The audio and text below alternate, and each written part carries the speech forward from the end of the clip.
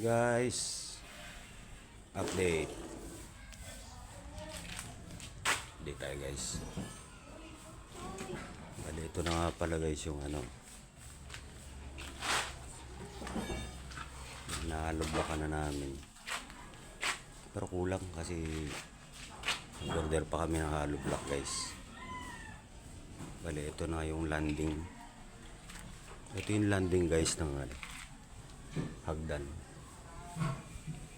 Ayan yan, nakaporma na yan. Tapos kung makikita nyo yung marka na yan, yung marka ng yung marka ng lapis na yan, yan yung hagdan guys. Yan yan.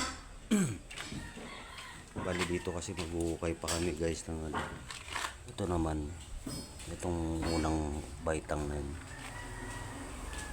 maghuhukay kami rito ng pinakapundasyon ng para dun sa hagdan guys. Dito bali 120 kasi ang lapad ng hagdan namin pag ganun.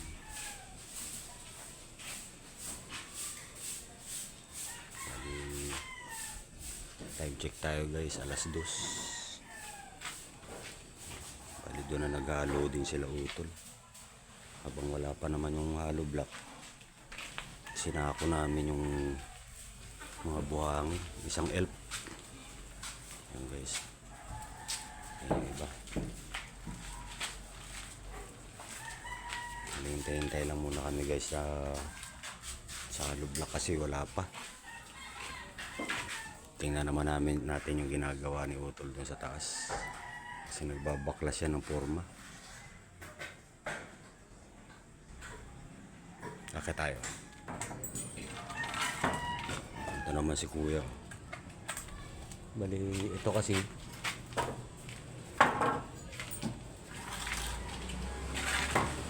dito galing yan yung mga kahoy na yan.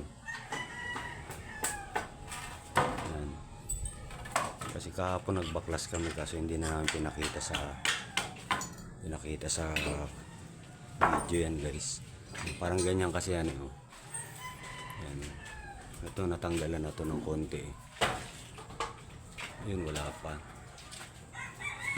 Solo lang naman dito si Utol kasi nag-aalobla kami. Sariling sikap lang siya ngayon, di ba na?